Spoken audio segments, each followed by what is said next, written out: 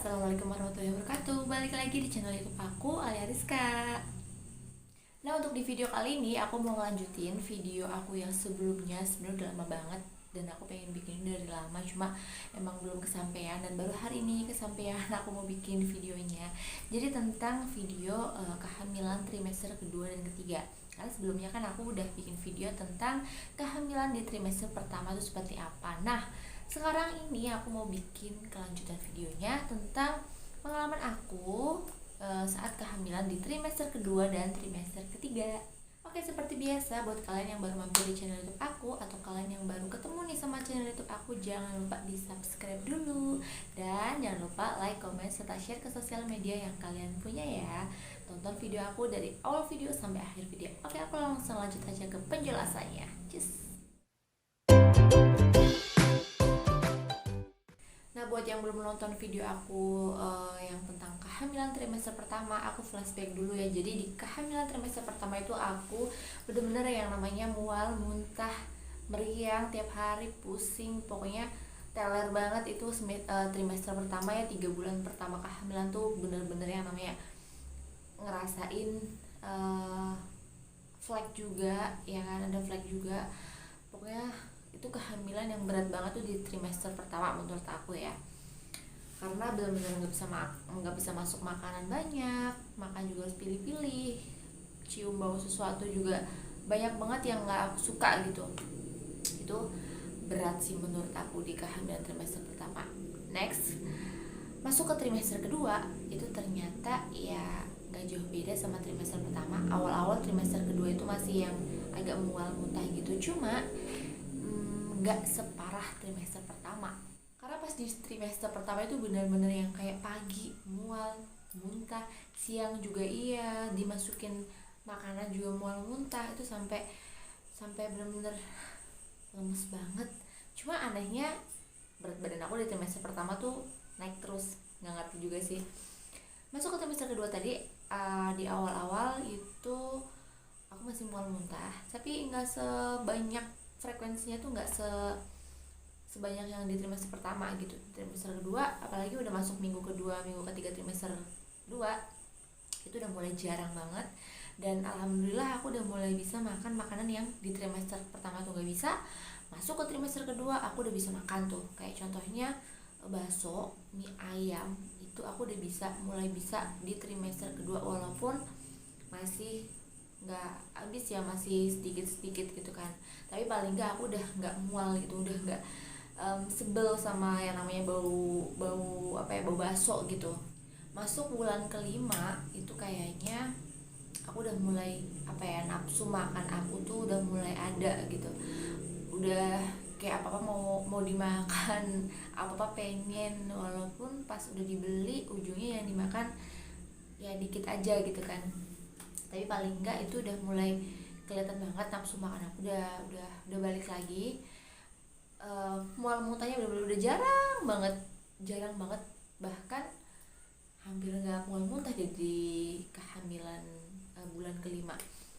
Tapi masih ada beberapa yang aku nggak suka ya, makanan atau bau-bau yang masih aku nggak suka, kayak misal bau orang masak ya, bumbu yang dimasak ditumis, bumbu yang mau ditumis tuh, itu aku gak suka banget.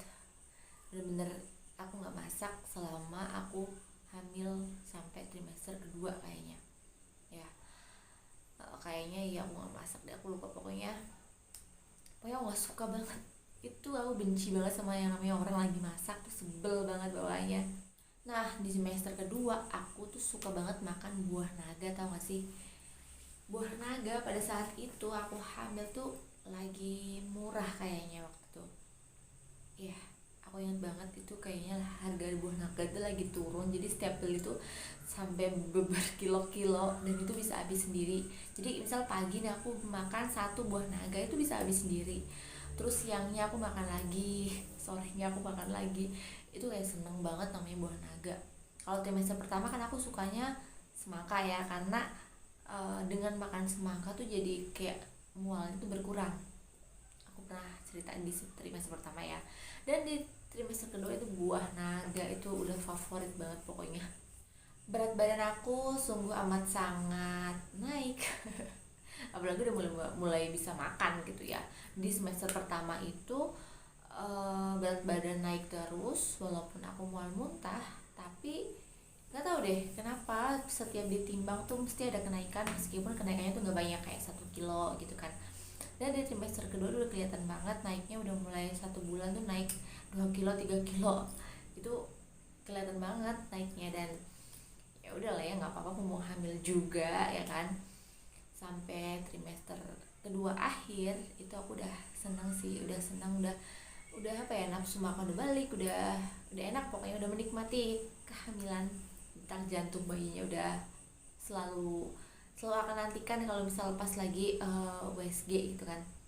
Terus senang banget dengerinnya. Terus di umur berapa ya kita udah bisa tahu jenis kelamin si janin kita.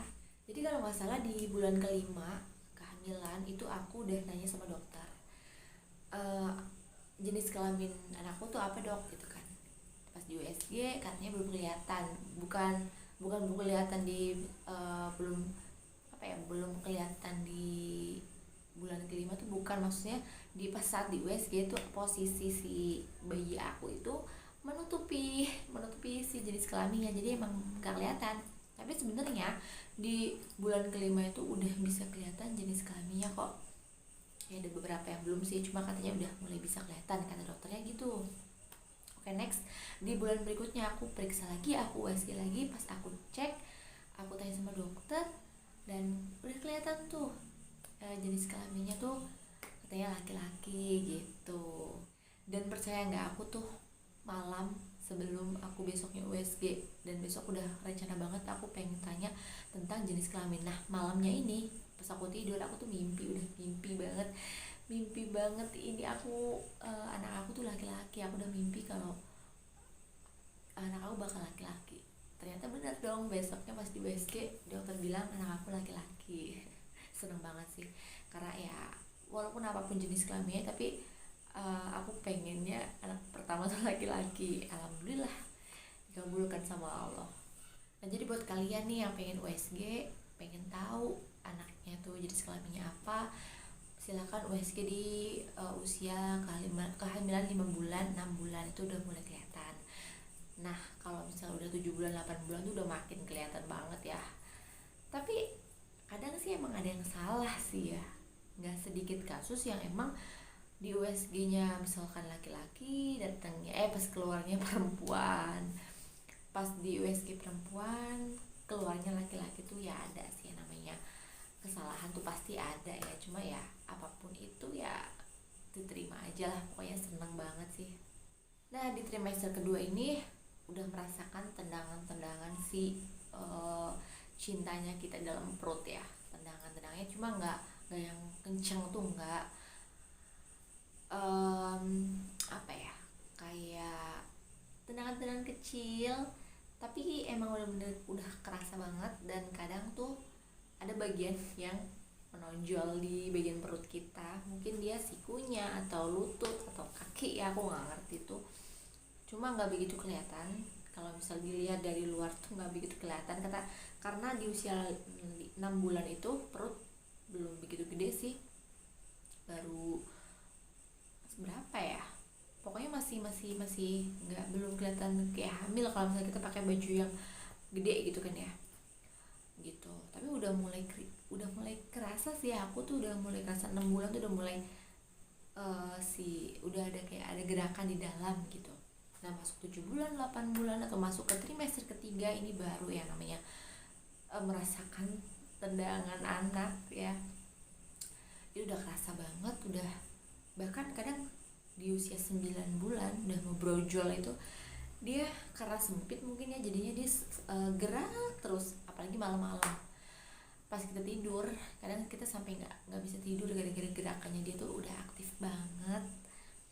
Itu sampai kadang kelihatan di bagian perut, karena kan perutnya udah gede tuh, udah mulai gede, jadinya gerakannya tuh udah kelihatan gitu. Kadang dia sampai perutnya itu kayak ada sesuatu yang di dalam tuh jalan-jalan gitu loh, paham gak sih? Pokoknya gitu sih, pokoknya tuh apa ya, menurut aku kehamilan trimester ketiga tuh kehamilan yang ajaib sih, menurut aku ajaib. Di kehamilan trimester ketiga itu merasakan yang namanya tiap hari haus, dikit-dikit lapar. Yang aku rasain banget adalah gerah banget, apalagi udah masuk minggu-minggu akhir mau mendekati HPL, itu super duper gerah banget. Sampai aku tuh di rumah tuh karena cuma berdua aja di rumah sama suami, jadi ya bebas aja ya di rumah. Sampai aku tuh nggak pakai baju gitu loh, nggak pakai baju gara-gara emang gerah banget.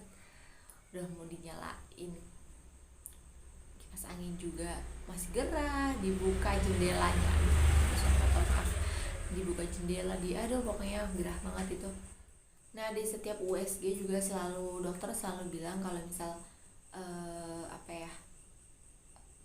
jenis kelaminnya itu sama gitu. Jadi udah yakin 100% kalau jenis kelaminnya itu laki-laki gitu. Jadi setiap USG pasti memastikan, dan setiap USG itu kita selalu dicek kondisi plasenta, kondisi air ketubanya, kondisi si janinnya bagaimana, detak jantung bayinya gimana, berat badan bayinya tuh gimana. Tuh udah mulai kita excited aja sih, karena aku merasa semakin dekat aja setiap aku USG, aku semakin dekat sama anak aku, semakin hari semakin dekat sama persalinan, berarti aku semakin cepat akan bertemu sama anak aku. Itu yang aku rasakan di trimester ketiga sih aku. Walaupun awalnya emang takut sih untuk melahirkan, karena kayak ngebayanginnya tuh udah takut duluan. Pernah aku seperti itu, cuma lama-lama malah makin kesini, makin mau mendekati lahiran tuh bener-bener kayak semangat banget buat lahiran, semangat banget buat ketemu nih. Makin aku makin aku merasakan kontraksi atau gimana tuh aku makin bahagia gitu, makin aku bisa cepet ketemu sama anak aku. Oh iya, untuk di trimester ketiga itu makanan itu udah nggak pilih-pilih aku ya, udah semua masuk, udah nggak pernah mual muntah lagi sama sekali, nggak pernah. Dan kayak ngerasa lebih kuat aja sih, janin lebih kuat, badan lebih kuat gitu kan. Cuma emang berat banget sih, jadi karena kan bawa sesuatu di perut gitu kan, yang berat gitu kan. Badan juga makin berat, makin berisi, makin bertambah berat badannya. Itu sampai di 65an deh pokoknya aku waktu udah melahiran.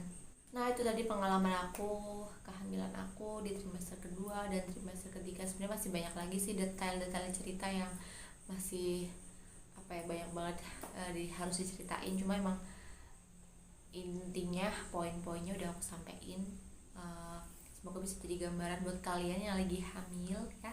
Semoga sehat-sehat selalu sampai melahirkan, bayinya sehat, ibunya sehat. Pokoknya jangan lupa makan makanan yang sehat, kemudian olahraga. Oh iya, aku lupa sampein bahwa aku di trimester ketiga itu udah mulai kayak jalan kaki tiap pagi. Apalagi mendekati HPL tuh kayak wajib banget tiap pagi aku jalan-jalan gitu ya, sama minum air putih yang banyak. Terus lagi aku lupa, posisi tidur ibu hamil itu harus menghadap ke kiri ya. Itu karena ada alasannya kok, karena supaya pengangkutan oksigen dari kita ke janin itu lebih lancar gitu. Jangan tengkurap ya atau telentang gitu, jangan, pokoknya diusahakan miring ke sebelah kiri gitu. Semoga jadi inspirasi buat kalian, semoga yang lagi hamil itu bisa jadi gambaran gitulah ya. Semoga sehat selalu, dan wassalamualaikum warahmatullahi wabarakatuh.